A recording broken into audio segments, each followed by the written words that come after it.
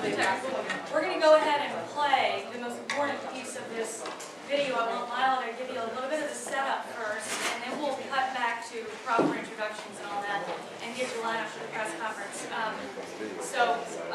Rose is the head of live action. She's going to give the setup for the video. So the video that you're about to see is a montage of the highlights of 3.5 years of investigative work that reveal Planned Parenthood's lack of reporting for sexual abuse, instead their cover-up of the sexual abuse of minor girls, of underage girls, and it also reveals some of the recent footage that has just been released over the past week and a half, which reveals that not only is Planned Parenthood going to institutionally covering up the sexual abuse of minors, but they're willing to go as far as aid and abet, showing willingness to aid and abet human traffickers, commercial exploiters of children. So that's what the montage is. The only footage that's missing from this, there's lots of footage that's missing as far as this is just the highlights, but keep in mind that just this morning our organization released footage from Washington, D.C., from the Egypt Center, the Planned Parenthood Egypt Center, also showing staff there working and willing to aid the human trafficker of underage girls. So keep in mind that footage is out there also, and this is only a highlight. There is more footage that's all available for you to view online, and we can make that available to you as well. Thank you. Cover-up of the sexual abuse of young girls in 10 clinics and in 6. Over the past 3 years, Live Action has documented Planned Parenthood's institutional cover-up of the sexual abuse of young girls. In 10 clinics and in 6 states, we've exposed clinicians, counselors, and staffers failing to report the abuse of underage girls and instead enabling the abusers with secret abortions.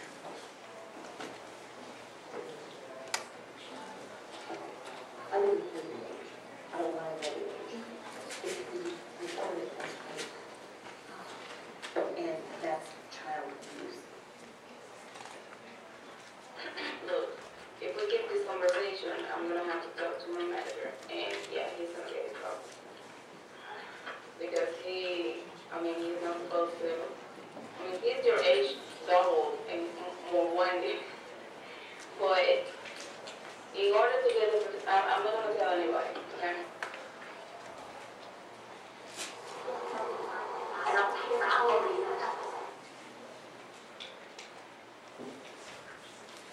The steps around the certain characters because you are an age. Who doesn't know that name?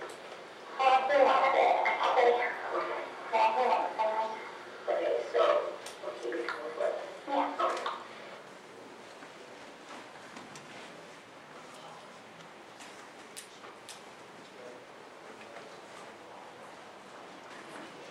Sex with. So we have some other girls that we actually work with that they're going to be testing as well. So do you guys see that? Yeah, we see teachers. Okay. And we see people in the testing. We see people in the We're at that section. We have some girls that are coming together to a person that they might need an abortion. And I think that's the way should they go about that. They just show up and set up an appointment. Do they have insurance? Judicial bond coverage. It's someone is a minor and they don't want their parents' insurance, that will definitely show up. Fill out paperwork, and we help you set it up. We have a specific contract that will call you at whatever number you give us, customer realization. So if the rest is a minor, that's what we do.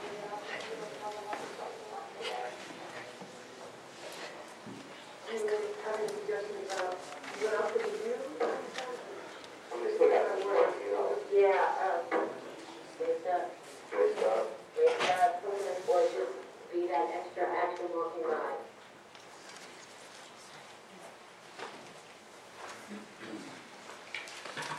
There is a point where it is just, there is a point where it is simply too much to ask the American taxpayer to do. We have been at that point before, but there's never been a point more clear than now with this footage and the place we are in the culture that enough is enough. I want to invite the members of the Pro-Life Women's Caucus up and also the women heads of groups, because we are representing the young girls and the women across the country who have decided to put their foot down and say no more. Human weeds. That's how Margaret Sanger explained the founding of Planned Parenthood. We have to get rid of the human weeds. Those are the words, practically out of the words of the sex traffickers that we're just hearing from. These human weeds need to be suctioned out. They need their children chopped into pieces. They need their STDs taken care of. They need servicing so that the commodity that is their body can be put out back on the street. This is from an organization that purports to look out for the needs of women. Yesterday, the greatest news that I personally have heard, and I'm sure these women agree, some of the best news came out, and that is that this Congress has decided to take a deep breath and think a little bit more and look very closely into the funding of Planned Parenthood and all the Title X abortion providers, and put a freeze on this funding until we've had a chance to look at it closely and decide, is this something that we want taxpayers to be complicit in? This activity, is this appropriate activity for taxpayers to be complicit in? I applaud the leadership and I applaud the Congress for taking family planning funding as is out of this continuing resolution. It is a step in the right direction, but a partial victory. The true victory will be when we have statutory language which protects all women from such exploitation, no matter their age, and takes taxpayers out of the sexual trafficking business. I want to invite you, I'm the president of the Susan B. Anthony list. It's our job to elect pro-life women to public office and represent these views. Penny Nance, the CEO of Concerned Women for America, is also with us, and Kristen Hawkins, the head of Students for Life, representing millions of grassroots activists across the country. We also have the Pro-Life Women's Caucus. Chair of that is Jean Schmidt. We are going to stand here in support of each other and in a show of unity, so that you know we will be standing together. We have some of our friends and male members of Congress, especially Congressman Pence, that we'll invite in just a minute to describe legislative efforts moving forward. But next, I'm going to give the microphone to Lila Rose, head of Live Action, so she can give you a little bit more context to the videos that you just saw. Thank you again for coming this morning. This is extremely important information for everyone to know about, and I'm so glad that we have brave members of Congress who are willing to face the facts here. The reality is we are supporting an organization on the federal level, on the state level, on the local level with tax dollars that our organization has been exposing for the past 3.5 years, covering up the sexual abuse of girls as young as 13 years old. We have this evidence that's been documented in 10 different clinics in 6 different states. Adding to that evidence, we have new evidence over the past week and a half, adding 7 more clinics in 4 more areas, 4 more states, that show even a more intensified version of the abuse cover-up, where we had actors posing as human traffickers walk into Planned Parenthood clinics and sit down with people at all levels of management, managers, supervisors, clinicians, staffers, sitting down with Planned Parenthood at all levels and saying that they managed a sex ring of underage girls, some of them imported from other countries, some of them from our country, and that they wanted to get secret abortions for these girls, and they wanted to get information about how the girls can basically stay on the street and keep them on the street to maximize their profit. And the response across the board from Planned Parenthood workers, instead of immediately reporting it, instead of trying to make any attempt to rescue or care for these young girls, is instead to cover it up and to aid and abet, to provide information to help these traffickers do their job and make more money off of these girls. This is absolutely something that I think all American women can agree, all parents can agree, has to stop. This organization is not safe for women. This organization is not to be trusted. It's not the friend of women. And women across our country, parents across our country, our public, I think, is going to ask for more. This has to stop, this cover-up. Couple quick updates on the state level. Efforts are being made in the legislature. The governor of New Jersey recently confirmed a veto just after our video in New Jersey was released to ensure that Planned Parenthood of New Jersey would no longer be receiving any state funds. Movements are now made in the Virginia legislature. Movements are now being made in the Virginia legislature for defunding. We hope to see the same in New York. We'll see, but we need to see this across the country, that this organization will no longer be supported with tax dollars, propped up with tax dollars, and that Congress and people across the country will have zero tolerance for the sexual abuse cover-up of vulnerable young girls. Thank you so much.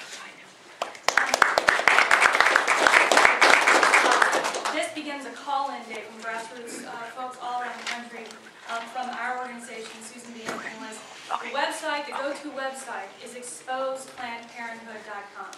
exposeplannedparenthood.com. It's got all the footage and all the grassroots activity. I want to hear first from Congressman Pence, because that's what these grassroots folks are talking about today. This is what they're insisting upon, is passing your legislation, Congressman Pence. Then I'd appreciate it after that if Gene Schmidt from Ohio, if you would lead, and we'll hear 2 minutes from everyone, but we'll give you extensive time for follow-up questions from any that we have. Thank you. Thank you, Marcia. Good to be with you. Thank you for your leadership, and that's Susan B. Anthony and Penny, and my distinguished colleagues who are gathered here. It's an honor to stand with you all. The time has come to deny any and all taxpayer funding of Planned Parenthood.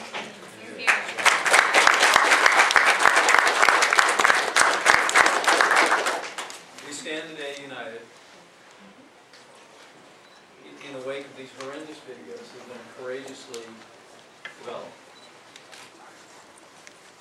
To say that what is now becoming more apparent to millions of Americans is really nothing new.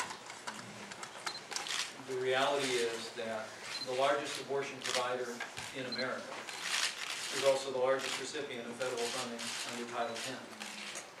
And back in 2007, with the support of virtually every colleague here, and now with the support of more than 160 co-sponsors on Capitol Hill, we introduced the Title X Abortion Provider Prohibition Act. This legislation, if enacted in this Congress, would deny any Title X funding to Planned Parenthood or any other organization that provides abortion.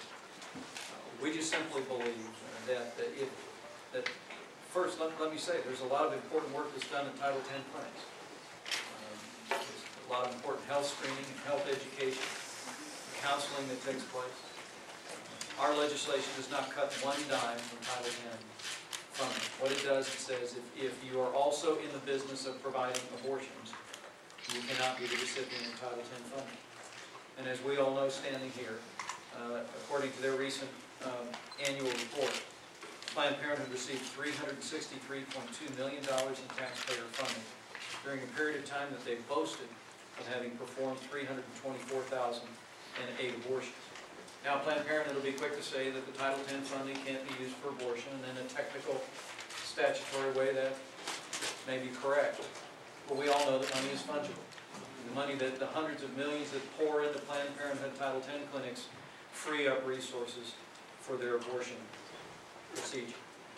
I would join with Marjorie in welcoming the efforts by Republican leaders to zero out funding for family planning in the continuing resolution. But let me also say I intend to offer an amendment to next week's continuing resolution that would specifically deny all other federal funding of Planned Parenthood through other means as well.